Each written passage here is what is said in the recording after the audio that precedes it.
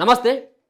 TRP Telangana రాజ్యాధికార party అధ్యక్షులైనటువంటి వ్యవస్థాపకులైనటువంటి Teenmar Mallanna మొన్న 10 హామీలని అంటే వరంగల్ డిక్లరేషన్లో ఆ పార్టీ అధికారంలోకి వస్తే తెలంగాణలో కొన్ని హామీలను ముందుగా ఒక 10 హామీలను ఆ డిక్లరేషన్లో పొందుపరచడం జరిగింది. అదే వరంగల్ డిక్లరేషన్. ఒక పక్కన మహిళలకు అలాగే విద్యా వైద్యం తెలంగాణ కోసం అహర్నిశలు పాటుపడ్డటువంటి వ్యక్తుల యొక్క పేర్లని, ఇల్లు లేనటువంటి వాళ్ళని, వీళ్ళందరినీ తీసుకొని ఒక 10 అంశాలతో కూడినటువంటి ఒక డిక్లరేషన్ని ప్రకటించడం జరిగింది.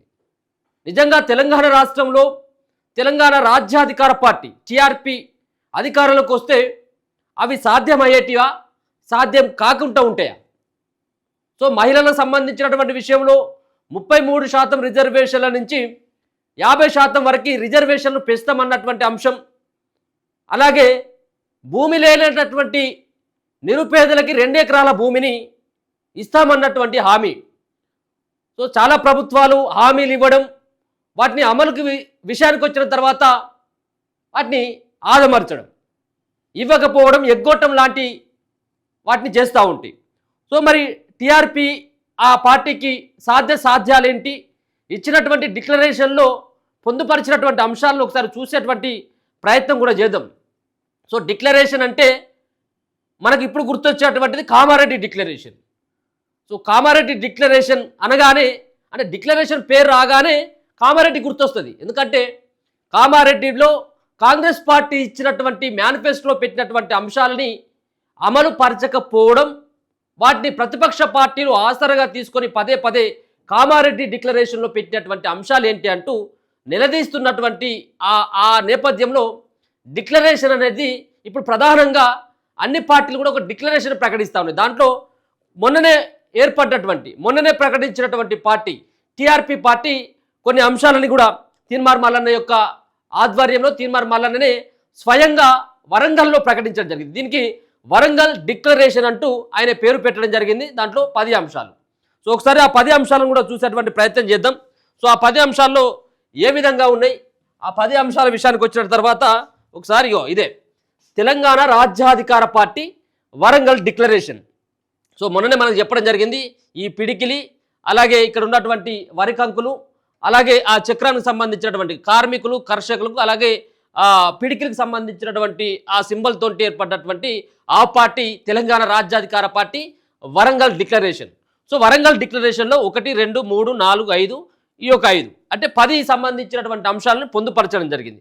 దాంట్లో మొదటి అంశానికి వచ్చిన తర్వాత ఆ డిక్లరేషన్లో ప్రొఫెసర్ జయశంకర్ సార్ను తెలంగాణ జాతిపితగా ప్రకటించడం.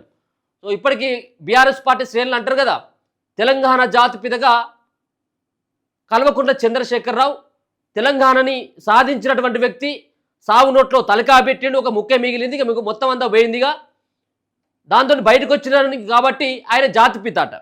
తెలంగాణ కోసం అహర్నిశలు కొట్లాడి అలాగే 100-150 కిలోమీటర్ల వేగంతో వచ్చేటువంటి రైలుకి ఎదురుపోయి బగబగ మండే మంటల్లో కాలిపోయినటువంటి వ్యక్తులు వాళ్ళు జాతిపితలు కాదు, వాళ్ళు అమరవీరులే కాదు. కేవలం చావు అంచుల వరకు పోయినటువంటి కేసీఆర్ మాత్రమే జాతిపిత అంటారు. సో అట్లాంటిది వాళ్ళు అవమానించిళ్ళు ప్రొఫెసర్ జయశంకర్ సార్ని. సో అసలైనటువంటి తెలంగాణ జాతిపిత ప్రొఫెసర్ జయశంకర్ మా పార్టీ అధికారంలోకి వస్తే మేము తెలంగాణ జాతిపితగా జయశంకర్ సార్ని మేము ప్రకటిస్తాం, మేము గౌరవించుకుంటామని చెప్పేసి చెప్పడంతో పాటు భూమి లేని బీసీ నిరుపేదలకు 2 ఎకరాల భూమిని పంపిణీ చేస్తాం. ఎక్కడ ఉన్నది అసలు ఇప్పుడు ఈ సమస్య అంతా కూడా? సో నిజంగా గొప్ప ఆలోచన. చాలామంది రెడ్డిలకు ఉన్నది, చాలామందికి భూమి లేనటువంటి నిరుపేదలు బీసీలలో చాలామంది గుంట భూమి లేనటువంటి వాళ్ళు కూడా ఉన్నారు. భూమి ఉన్నటువంటి వాళ్ళకేమో రైతు బంధులు, రైతు బీమాలు, చచ్చిపోతే బతుకుతే ఎరువుల సబ్సిడీ, ఆ సబ్సిడీ ఈ సబ్సిడీ ఉంటా ఉంటుంది. మరి అసలే భూమి లేనటువంటి వాళ్ళకు అది లేదు, ఇది లేదు. కాబట్టి ఉన్నటువంటి దాంట్లో సర్వేలు చేసి ఎక్కడైతే ప్రభుత్వ భూమి ఉంటుందో దాన్ని సేకరించి భూమి లేనటువంటి నిరుపేదలకి, అది కూడా బీసీలకి 2 ఎకరాల భూమిని కూడా పంపిణీ చేస్తామన్నటువంటి ఒక అంశాన్ని దీంట్లో పెట్టడం జరిగింది. రాష్ట్రంలో ఇల్లు లేని అగ్రవర్ణ పేదలకు కూడా అంటే ముఖ్యంగా ఓన్లీ బీసీలకేనా అంటే అగ్రవర్ణాల్లో ఉన్నటువంటి పేదలు కూడా ఉన్నారు. సో వాళ్ళకి ఇల్లు కూడా నిర్మిస్తాం, పక్కా ఇల్లు. అలాగే విద్య ఉద్యోగ రంగాల్లో జనాభా ప్రాతిపదికన రిజర్వేషన్లు అమలు చేస్తాం. ప్రైవేట్ రంగంలో రిజర్వేషన్ల అమలు, స్థానికత గుర్తింపు. సో ఇది ఒక మంచి అంశం. జనాభా ప్రాతిపదికన రిజర్వేషన్లు అమలు చేస్తాం. జనాభా ఎంత ఉంటే అంత, మేమెంతో మాకంత అన్నటువంటి ఒక నినాదం ఏదైతే ఉంటుందో, నువ్వు 10 మంది ఉంటే నీ వాటా ఎంత దక్కుతుందో నీ పాలు నీకు, 50 మంది ఉన్నటువంటి వాళ్ళ పాలు వాళ్ళకు, ఎవరి పాలు వాళ్ళకి ఇస్తాం. అది జనాభా ప్రాతిపదికన ప్రకారం రిజర్వేషన్లు అమలు చేస్తాం అన్నటువంటిది ఒక గొప్ప అంశాన్ని. ప్రైవేట్ రంగంలో రిజర్వేషన్లు అమలు, స్థానికత గుర్తింపు. ప్రైవేట్ రంగంలో కూడా రిజర్వేషన్లు అమలు చేస్తామన్నటువంటి ఒక అంశం. మహిళలకు 33% రిజర్వేషన్ల అమలుతో పాటు 50% వరకు పెంచేటువంటి ఒక కార్యక్రమాన్ని కూడా తీసుకుంటానన్నటువంటిది అభయం తీన్మార్ మల్లన్న ఇవ్వడం జరిగింది. అలాగే కొండా లక్ష్మణ్ బాపూజీకి భారతరత్న కోసం డిమాండ్ చేస్తాం. ప్రతి సంవత్సరం బీసీలో కోసం 1,00,000 కోట్ల బడ్జెట్, అదేవిధంగా ఎస్సీ ఎస్టీ సప్లాన్ పక్కగా అమలు పరచడం. ప్రతి సంవత్సరం బీసీలో కోసం 1,00,000 కోట్ల బడ్జెట్, చాలా పెద్ద నిర్ణయం ఇది. 1,00,000 కోట్ల బడ్జెట్ బీసీల కోసం ఖచ్చితంగా ఇవ్వాల్సిందే. 50 నుంచి 60% వరకు ఉన్నటువంటి బీసీలకి 1,00,000 కోట్లు ఇవ్వాల్సిందే. 2 సంవత్సరాల కాలంలో కాంగ్రెస్ పార్టీ 9 నుంచి 10 లక్షల కోట్లు, 9,000 నుంచి 10,000 కోట్ల రూపాయల బడ్జెట్ పెట్టింది. దాంట్లో విడుదల చేసింది 1,1,500 కోట్లు మాత్రమే. అంటే బడ్జెట్ను ప్రకటించడమే దరిద్రం నాయన.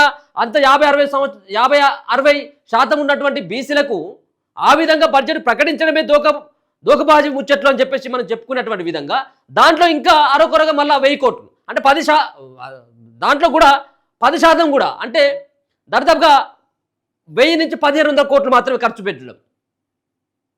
అంటే ప్రకటించిందేమో 9,000 కోట్లు, ఇచ్చింది మాత్రం 1,000 కోట్లు. అంటే 10% కూడా మీరు పైసలు ఇవ్వకుండా బీసీలకు అన్యాయం చేస్తూ ఉన్నారు.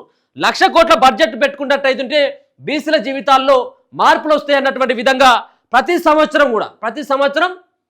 బీసీల కోసం 1,00,000 కోట్ల రూపాయలు మేము బడ్జెట్లో ప్రకటిస్తామన్నటువంటిది. అదేవిధంగా అలాగే ఎస్టీ సంబంధించినటువంటి సప్లాన్లు కూడా పకడ్బందీగా అమలు చేస్తాం.